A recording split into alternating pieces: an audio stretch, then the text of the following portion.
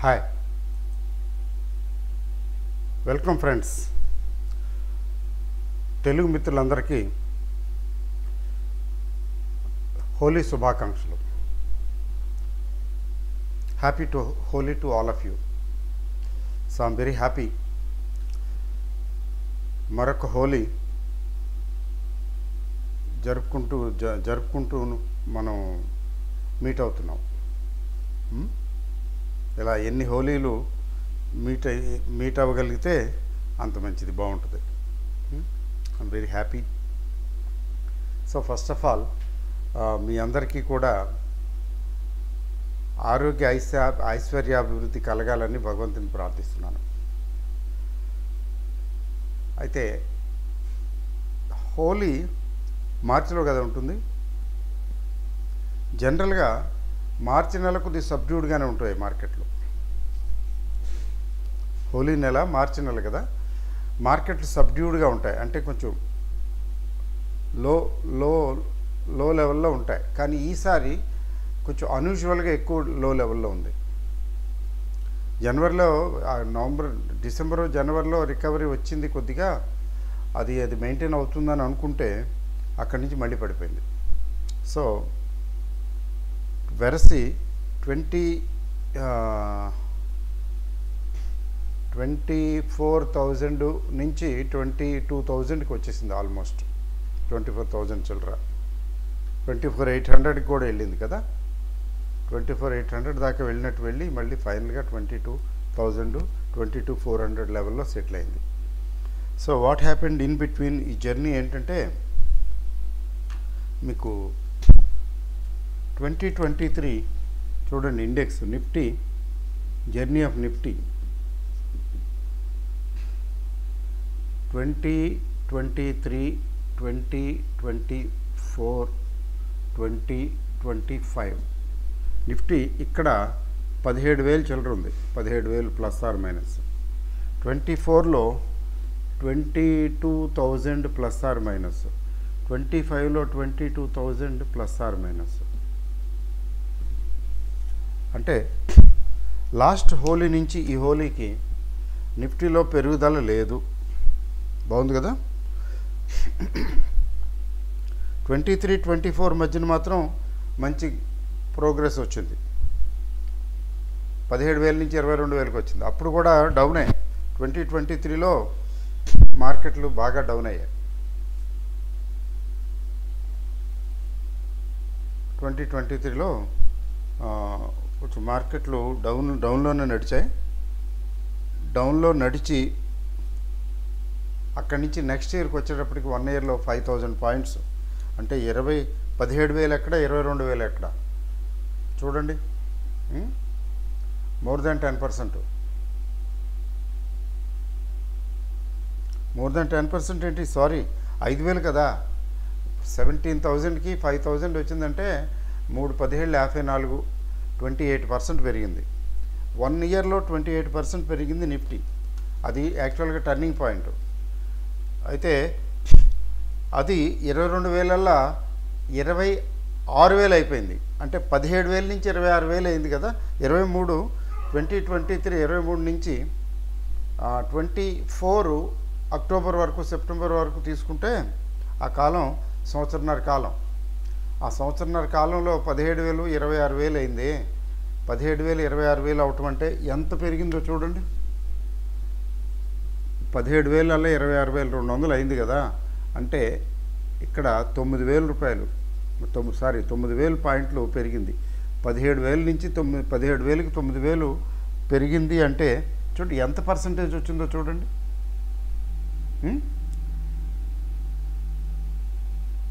చూసారా, more than half, 55% ఎంతో వచ్చినట్టుంది.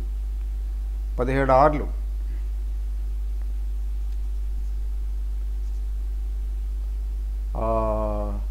దగ్గర 55% వచ్చింది. సో 55% 2023 నుంచి 2025 1.5 ఇయర్స్లో 55% అంటే సగం పైన పెరిగిందంటే ఏమిటి దాని అర్థం? బాగా పెరిగింది కదా. అక్కడే అందుకనే ఎఫ్ఐఐస్ ఏం చేశారు, ఎప్పుడైతే 52 వీక్ హైలకు వస్తున్నాయో ఆల్ టైమ్ హైలకు వస్తున్నాయో అక్కడి నుంచి అమ్మటం మొదలుపెట్టారు.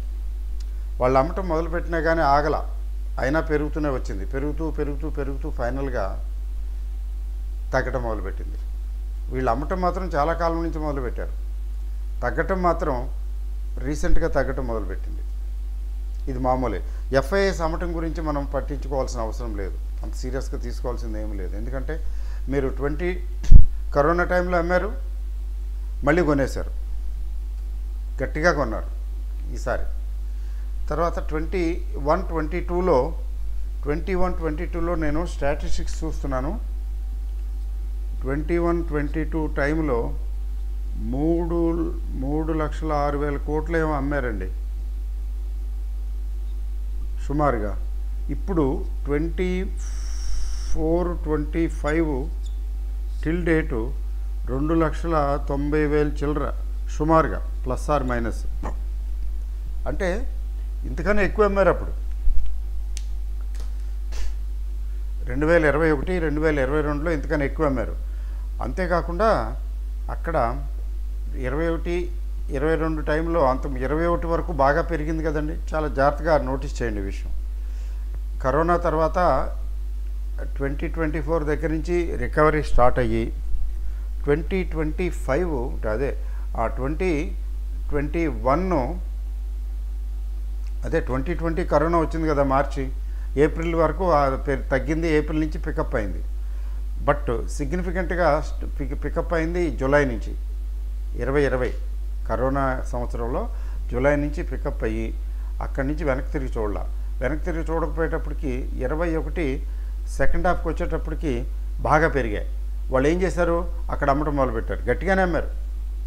మీరు చూడండి, 3,000 కోట్లు అమ్మారంటే తక్కువ అమ్మారా? గట్టిగా అమ్మారు కదా, అక్కడ ప్రాఫిట్ బుక్ చేసుకున్నారు. అంటే ప్రాఫిట్ బుక్ చేసుకున్న తర్వాత నెక్స్ట్ మళ్ళీ మొదలుపెట్టారు. మళ్ళీ బయింగ్ వచ్చింది, కాస్త బయింగ్ వచ్చింది, కొన్నారు. తర్వాత ఆల్రెడీ పాత హోల్డింగ్స్ ఉన్నాయి. ఆ తర్వాత మళ్ళీ 2023లో కూడా అమ్మారు. 22-23లో కూడా కొద్దిగా అమ్మారు, ఎక్కువ లేదనుకోండి. మళ్ళీ 24 నుంచి అమ్ముతున్నారు. అంటే ఓవరాల్గా ఏంటంటే వీళ్ళు అమ్మిందే ఎక్కువ కొన్నదానికంటే ఓవరాల్గా.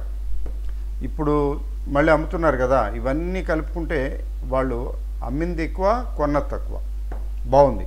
కానీ మన గమనం స్టాక్ మార్కెట్లో మన ప్రయాణం ఏమీ ఆగలేదు కదా. వాళ్ళు అమ్ముతున్నా కానీ మధ్యలో అమ్ముకుంటున్నారు కదా, అమ్ముతున్నా కానీ పెరిగింది. అంటే స్ట్రెంగ్త్ ఉందన్నమాట. మన దగ్గర డబ్బులు ఉన్నాయి, ఇన్వెస్టర్స్ దగ్గర డబ్బులు ఉన్నాయి, ఇన్వెస్టబుల్ ఫండ్స్ ఉన్నాయి, ఇన్స్టిట్యూషన్స్ దగ్గర ఉన్నాయి, ఇన్వెస్టర్స్ దగ్గర ఉన్నాయి. మనం వాళ్ళు అమ్ముతున్నా కానీ పట్టించుకోకుండా మనం ఇన్వెస్ట్ చేసుకుంటూ వచ్చాం. దాని బెనిఫిట్ 2024లో 26,000కి వచ్చింది కదా, అది రిఫ్లెక్ట్ అవుతున్నది. That is showing. But unfortunately ఆ తర్వాత గట్టిగా పడిపోయింది కదా. 6 మంత్స్లో 16% తగ్గింది. సో 16%కి ఎప్పుడైతే తగ్గిందో నిఫ్టీ 50 స్టాక్స్ కూడా 30, 40, 45% తగ్గినవి ఉన్నాయి. ఏది ఇండెక్స్ తగ్గింది 15% అయితే ఇవేమో 40% తగ్గాయి కొన్ని షేర్లు, ముఖ్యంగా auto industry, automobile. Next small cap, mid cap అయితే చెప్పక్కర్లేదు.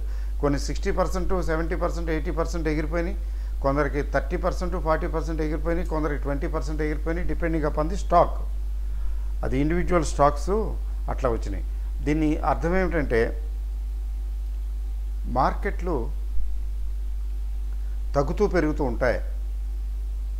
మార్కెట్లు తగ్గుతూ పెరుగుతూ ఉంటాయి. ఈ తగ్గినప్పుడు కుంగిపోకూడదు, పెరిగినప్పుడు పొంగిపోకూడదు.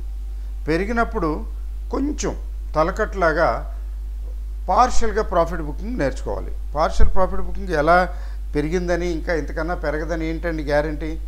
ఎస్, అది అంత ఈజీ కాదు ఐడెంటిఫై చేయటం. అందుకని ఐడెంటిఫై చేయటం ఈజీ కాదు కాబట్టి చిన్న చిన్న మొత్తాలు కొద్దిగా 10% ప్రాఫిట్ బుక్ చేసి చెక్ చేయటం. ఇంకా పెరిగిందనుకోండి ఇంకొక 10-20% అట్లా చేసుకుని వదిలేయటమే. అంటే కొంచెం ఏంటంటే అది తెలియాలి.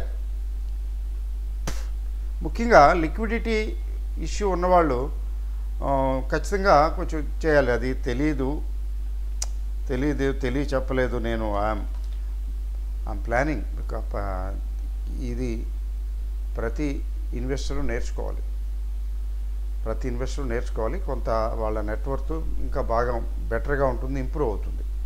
అది సో అయితే ఫండ్స్ ఉన్నాయనుకోండి, కన్సిస్టెంట్గా ప్రతి నెల లేదా మన ఫండ్స్ వస్తాయనుకోండి, సర్ప్లస్ జనరేట్ చేయగలుగుతున్నాం అనుకోండి, ఇన్వెస్టబుల్ ఫండ్స్, వాళ్ళు పర్వాలేదు, వదిలేస్తే ఏమవుతుంది, బాగా తగ్గితే ఫండమెంటల్స్ బాగున్న వాటిని మళ్ళీ యావరేజ్ చేసుకుంటారు. ఎందుకంటే వాళ్ళ దగ్గర ఫండ్స్ ఉంటాయి కదా.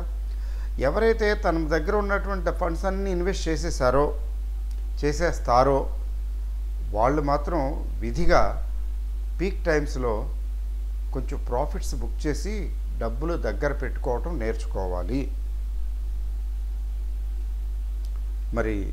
మరి ఈ ఛానల్ ఫాలో అవుతున్నారు, మరి గ్రూప్స్లో కూడా ఉన్నారు. మరి ఆ విషయం వాళ్ళకి అర్థం కావాలి. ఒకటండి అది. తర్వాత నిఫ్టీ చూడండి, వాట్ హ్యాపెన్ టు నిఫ్టీ. ఒకసారి Nifty let's have a review. Nifty చూద్దాము. చూసిన తర్వాత వి విల్ కమ్ టు, ఎందుకంటే Saturday special, Friday special, Holi special అన్నీ ఇదే. కొంచెం మార్కెట్ గురించి కూడా డిస్కస్ చేస్తాను. తర్వాత last year pick of the అదే ఉంది కదా, హోలీ పిక్ ఏంటి, దాని పరిస్థితి ఏంటి, అది కూడా చెక్ చేస్తాం. ఈ సంవత్సరం కూడా ఏమన్నా ఉందా అది కూడా చెక్ చేస్తాం. Will do and then close. So ఒక్కసారి చూడండి, మార్కెట్ ఏమి ఇంప్రూవ్ అవ్వటానికి సిద్ధంగా లేదు. Not ready to move up. చూడండి, ఇది రోజు చూస్తున్నదే కదా గ్రాఫ్, అందుకని దాని గురించి ఎక్కువ ఎక్స్ప్లెయిన్ చేయాల్సిన అవసరం లేదు. అయితే వీక్ మార్కెట్లో good news is also a bad news is a very very bad news. Week మార్కెట్లో ఏం చెప్పానండి, good news is also a bad news and bad news is a very bad news. అలాగే strong మార్కెట్లో bad news is also a good news and good news is a very good news. Rising మార్కెట్లో అట్లా ఉంటుంది. మరి చూడండి, IIP data తీసుకోండి. అంటే Indian economy ఓవరాల్గా తీసుకున్నట్లయితే అది రెండు ముక్కలు, దాని గురించి కూడా మాట్లాడతాను. ఐఐపి డేటా ఇండస్ట్రియల్ ప్రొడక్షను, ఇండియాలో ఇండస్ట్రియల్ ప్రొడక్షను ఇంతకుముందు కూడా చెప్పాను కదా, 5% ఉందట. 5% 6%, 5% అనుకుంటాను. వాట్ ఎవర్ ఇట్ ఈస్, పెరిగింది. లాస్ట్ 8 monthsలో ఇంప్రూవ్డ్. ఇది ఇండస్ట్రియల్ ప్రొడక్షన్ పెరిగింది అంటే it's a good news. Economic activity improve అయింది. తర్వాత దానికన్నా ఇంకా ఇంపార్టెంట్ ఇన్ఫ్లేషను బిలో 4%. 4% అని శక్తికాంత్ దాస్ అన్నారు కదా, వచ్చేసింది. తర్వాత క్రూడ్ అరౌండ్ $70. పాపం చాలా కాలంగా $70 ఏం పెరగట్లా. క్రూడ్కి డిమాండ్ లేదు, బేరిష్గా ఉంది క్రూడ్. డాలర్ అంటారా, డాలర్ ఎలాగో పెరిగిందిలేండి. 87 రూపీస్, 87.25. అది తగ్గటం లేదు, అట్లానే పెరిగిపోవటం లేదు, పెరిగి ఉంది, ఆల్రెడీ స్టడీగా ఉంది. మరి గుడ్ న్యూసా బ్యాడ్ న్యూసా ఇది? ఎకనామిక్ యాక్టివిటీలో ఇంప్రూవ్మెంట్ ఉంది, ఇన్ఫ్లేషన్ తగ్గింది. తర్వాత ఖచ్చితంగా బ్యాంక్ ఇంట్రెస్ట్ రేటు తగ్గిస్తారు ఏప్రిలే కదా తగ్గిస్తారు. మరి ఆ తగ్గించడం కూడా మరీ తక్కువ కాకుండా, పిసినారితనం కాకుండా 0.5%, 0.5% దాకా తగ్గించే అవకాశం ఉంది. ఇంకా అంతకన్నా ఇప్పుడు అది ఆ 6% పైన ఏదో ఉంది, మోర్ దాన్ 6% ఉంది bank lending rate. More than 6% ఉంటే, ఇప్పుడు ఇది 4% ఇన్ఫ్లేషన్ ఉంటే అంత ఇంట్రెస్ట్ రేట్ ఎందుకు? గ్యారంటీగా తగ్గాలి కదా. There is a lot of scope. ఎంత స్కోప్ అంటే ఇంట్రెస్ట్ రేట్లు కన్సిస్టెంట్గా తగ్గుతూ పోయే అవకాశం ఉంది. You are getting. Interest rate తగ్గుతూ పోయే అవకాశం ఉంది. మరి ఇంత ఇది గుడ్ న్యూసే కదా.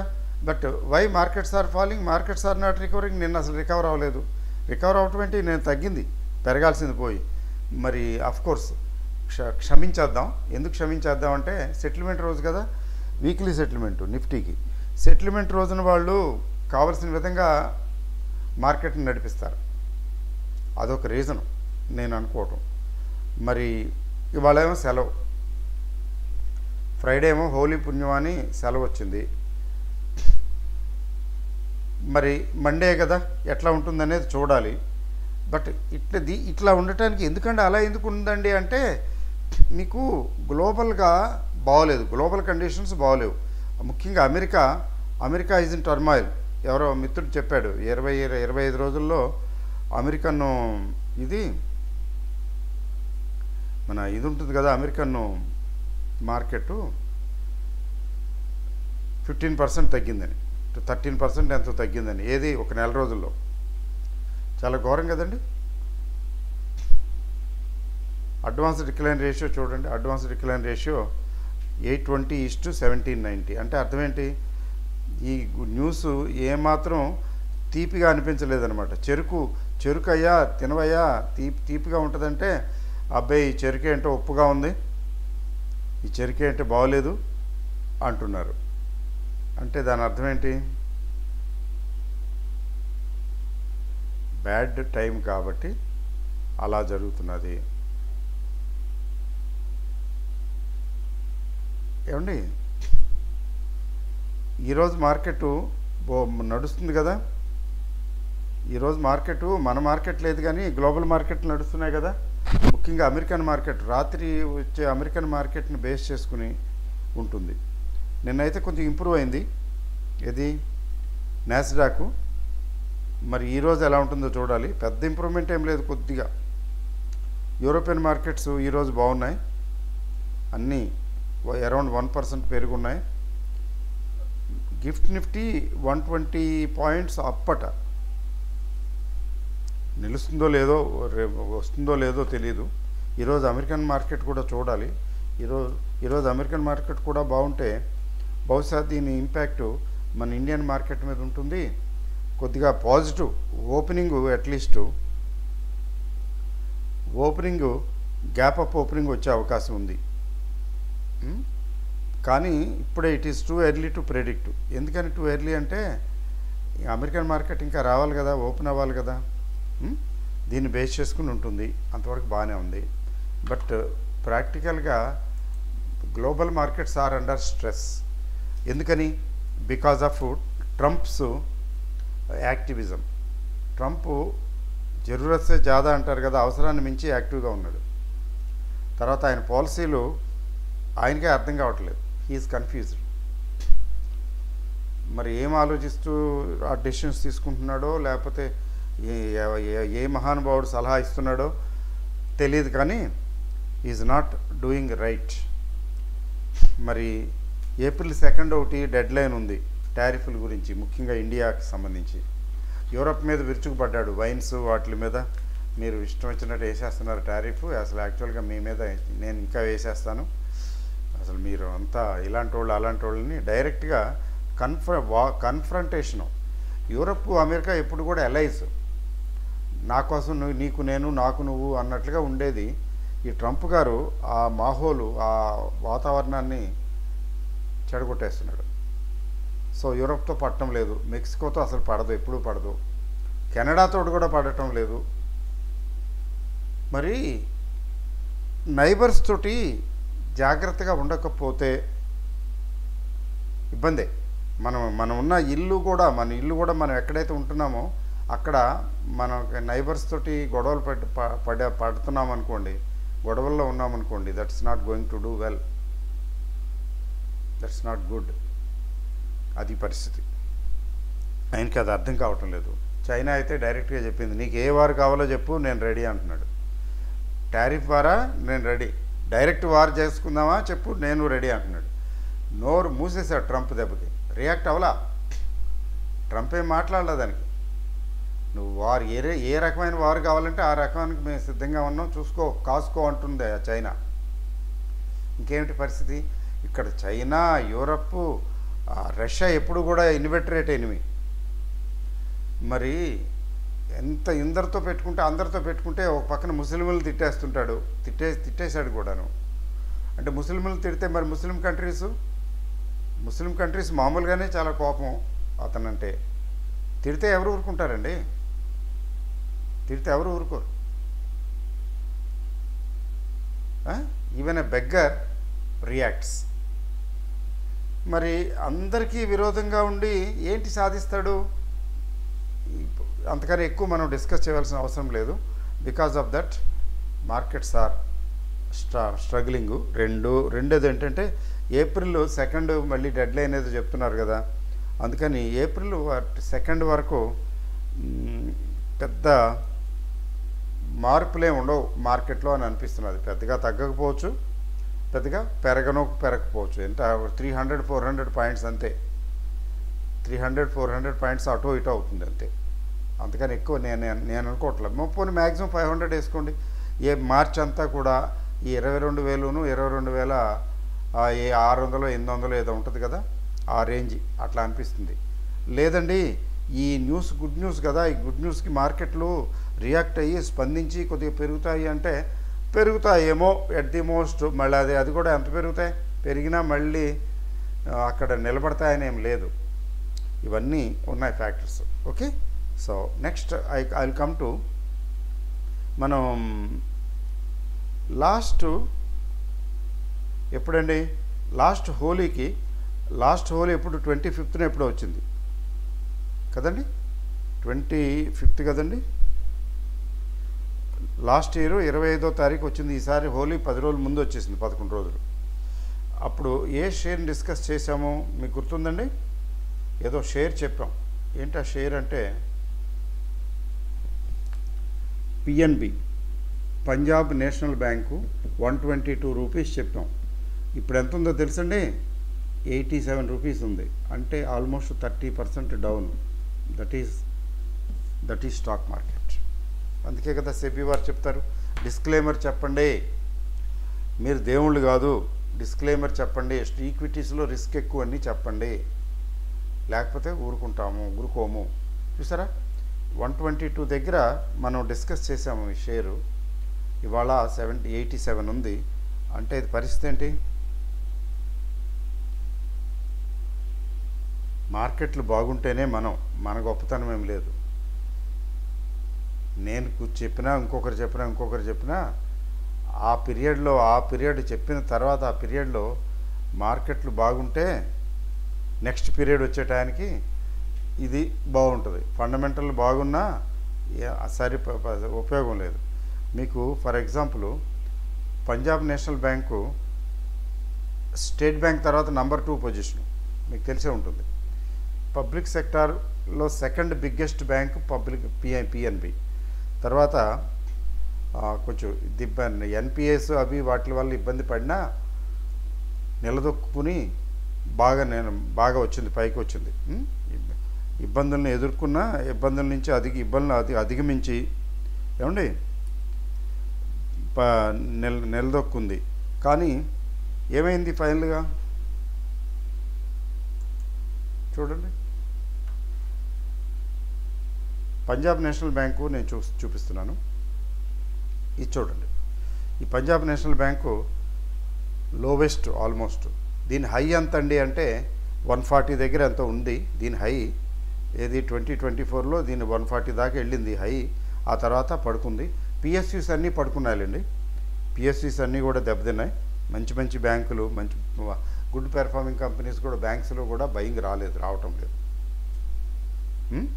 మేడం గారు ఏదో చేయాలి, she has to do something, లేకపోతే PSU banks are languishing. Okay, అయితే ఇప్పుడు ఏంటంటే పొజిషన్ ఇదంటే ఉంచొచ్చా? ఎగ్జిట్ అనే పదం మైండ్లోకి తీసుకురాకండి. ఎగ్జిట్ అనే పదం ఎందుకు మైండ్లోకి తీసుకురాకూడదంటే, ఏమండి వీక్గా ఉన్న మార్కెట్లో ఎగ్జిట్ కాదు. డబ్బులుంటే ఇది పర్వాలేదు ఈ రేట్కి అనుకుంటే కొనుక్కోవటం, లేకపోతే లేదు, అంతే తప్ప అమ్మటం కాదు. ఎగ్జిట్ ఎప్పుడు కూడా మార్కెట్లు బాగున్నాయి, బ్రహ్మాండంగా ఉన్నాయి, చక్కగా ఉన్నాయి అది పెరుగుతున్నది, ఇది పెరుగుతున్నది, నా షేర్ కూడా పెరుగుతుంది, సరే కొంచెం ప్రాఫిట్ బుక్ చేసుకోనా అని అనుకోవటం. అంతేగాని అమ్మో ఇదేదో ఇంకా తగ్గిపోద్దేమో అని ఎగ్జిట్ అవటం కాదు. ఇప్పుడు లాంగ్ టర్మ్ కదండి, ఫండమెంటల్స్ చెక్ చేసుకోవాలి. ఫండమెంటల్స్ ఓకే అయినప్పుడు పట్టించుకోకూడదు, ఎందుకంటే ఫండమెంటల్స్ ఓకే అయినా కానీ పడిపోతాయి. మీకు బెస్ట్ ఎగ్జాంపుల్ చూడండి, స్మాల్ అండ్ మిడ్ క్యాప్స్ ఎక్కువ సఫర్ అవుతాయండి. అంటే లార్జ్ క్యాప్స్ అవ్వని కాదు, నిఫ్టీ 50 స్టాక్స్ కంటే ఇవి ఎక్కువ సఫర్ అవుతాయి. మీకు బెస్ట్ ఎగ్జాంపుల్ చూడండి, పంజాబ్ నేషనల్ బ్యాంకు 30% తగ్గింది లాస్ట్ హోలీ నుంచి ఈ హోలీకి. ఇండెక్స్ ఎక్కడుంది? అక్కడే ఉంది. ఇండెక్స్ నిఫ్టీ అప్పుడు 22,000 దగ్గర ఉంది, ఇప్పుడు 22,000 దగ్గర ఉంది. కానీ కొన్ని స్టాక్స్ దానికంటే బెటర్గా ఉన్నాయి, కొన్ని స్టాక్స్కి దిగువగా ఉన్నాయి, కొన్ని స్టాక్స్ మరీ అధ్వానంగా ఉన్నాయి. ఎందుకని? That is because they are small and mid caps mainly. Punjab National Bank 30% తగ్గింది, కానీ ఇండెక్స్ ఎంత పడిందండి? ఇండెక్స్ పడలేదని కాదు, ఇండెక్స్ 15% కదా తగ్గింది, మరి 30% తగ్గిందే. అంతేకాదు, పెరిగేటప్పుడు కూడా ఇవి స్మాల్ క్యాప్స్ మిడ్ క్యాప్స్ నిఫ్టీని డామినేట్ చేసేస్తాయి. నిఫ్టీని డామినేట్ చేసి నిఫ్టీ కంటే ఎక్కువగా పెరుగుతాయి పెరిగేటప్పుడు, తగ్గేటప్పుడు నిఫ్టీ కంటే ఎక్కువగా తగ్గుతాయి. అందుకనే స్మాల్ క్యాప్స్లోనే ముఖ్యంగా మిడ్ క్యాప్స్, ముఖ్యంగా స్మాల్ క్యాప్స్లో ఈ రిస్క్ ఎక్కువ ఉంటుంది. అందుకే స్మాల్ క్యాప్స్ జోలికి వెళ్ళొద్దు. మీరు కొద్దిగా ప్రాపర్ అండర్స్టాండింగ్ ఉంటేనే, ఐడియా ఉంటేనే, లేదా గైడెన్స్ ఉంటేనే స్మాల్ క్యాప్లు, కానీ లేకపోతే ఇబ్బంది అని. స్మాల్ క్యాప్స్ ఆ మధ్యన స్మాల్ క్యాప్స్ మ్యూచువల్ ఫండ్స్లో చాలామంది అంటే కొంతమంది ఈ స్మాల్ క్యాప్ మ్యూచువల్ ఫండ్స్లో ఇన్వెస్ట్ చేయడానికి ఇది బాగుంటుంది, అది బాగుంటుంది అని చెప్పేవారు. లాస్ట్ 1.5 ఇయర్స్లో నేను small cap mutual funds avoid చేయండి అని చెప్పాను. నేను చెప్పిన తర్వాత యాక్చువల్గా పెరిగినాయి స్మాల్ క్యాప్. నేను చెప్పిన తర్వాత కూడా స్మాల్ క్యాప్స్ పెరిగినాయి, కానీ ఫైనల్గా ఇప్పుడు ఏమైంది? ఎక్కువ తగ్గేవి అవే. మార్కెట్లు డల్గా ఉన్నప్పుడు, తగ్గుతూ ఉన్నప్పుడు అస్సలు స్మాల్ క్యాప్స్ జోలికి వెళ్ళకూడదు, ఇండివిజువల్ బయింగ్కి వెళ్ళకూడదు, అండ్ దానికి కూడా వెళ్ళకూడదు, మామూలుగా మ్యూచువల్ ఫండ్స్కి కూడా వెళ్ళకూడదు.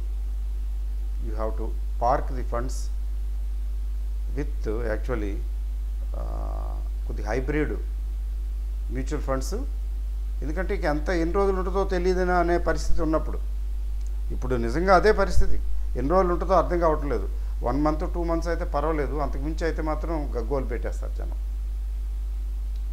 అట్లాంటప్పుడు హైబ్రిడ్ కానీ, హైబ్రిడ్ మ్యూచువల్ ఫండ్స్, హైబ్రిడ్ అంటే డెట్ టు ఈక్విటీ ఉన్నవి, మోడరేటా అగ్రెసివా మీ ఇష్టం.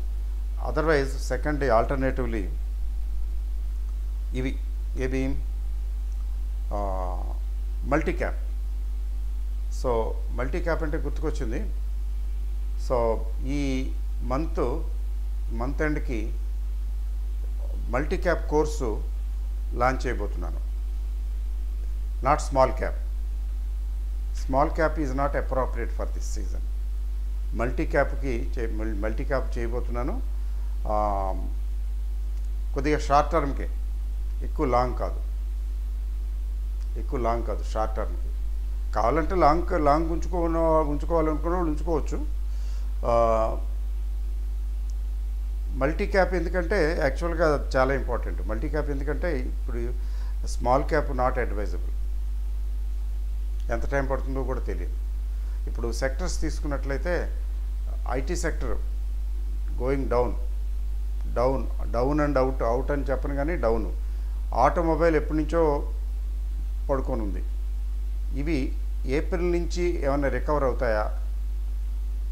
ఐటీ మాత్రం కొద్దిగా డౌట్గానే ఉంది, తొందరగా రికవర్ అవుతుందా అనేది డౌట్. మరి automobile we have to wait and see. అట్లా ఏంటంటే కొన్ని సెక్టర్స్ పడుకొని ఉన్నాయి. వాటిలో ఎప్పుడైతే ఉత్తేజం వస్తుందో, వాటిలో ఇంప్రూవ్మెంట్ వస్తుందో, అక్కడ will make some certain gains. అందువల్ల ఏంటంటే multi cap is I believe is more appropriate. So తర్వాత ఇప్పుడు న్యూ పిక్ గురించి అంటే హోలీకి ఏదైనా షేర్ చెప్పండి, ఎందుకంటే చాలామంది ఖచ్చితంగా ఎక్స్పెక్ట్ చేస్తారు కదా. అయితే ఎక్స్పెక్ట్ చేస్తారు కాబట్టి ఖచ్చితంగా చెప్పాలి. ఇది వాటెక్ వాబా బ్యాగ్ అని ఒక కంపెనీ ఉందండి. ఓల్డే, మరి కొత్త కంపెనీ ఏం కాదు ఇది. ఇదేంటంటే వాటర్ ట్రీట్మెంట్. ఈ వాటెక్ వాబాగు ఎంత ఉంది, ఎక్కడుంది అంటే ఒకసారి టెక్నికల్స్ చూద్దాం, ఒకసారి గ్రాఫ్ చూద్దాం.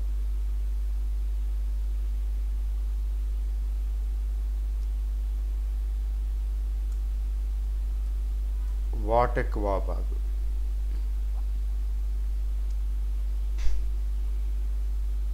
వాటెక్ వాబాగు 1300 ఉందండి. ఇది దీని పీక్ 1900, ఇది 1300 ఉంది. 1320 అనుకుందాం. ఈ 1320ది ఎంట్రీ లెవెల్ ఏంటంటే 1200 ప్లస్ ఆర్ మైనస్ 1200. సో 1200 ఎట్లా అండి అంటే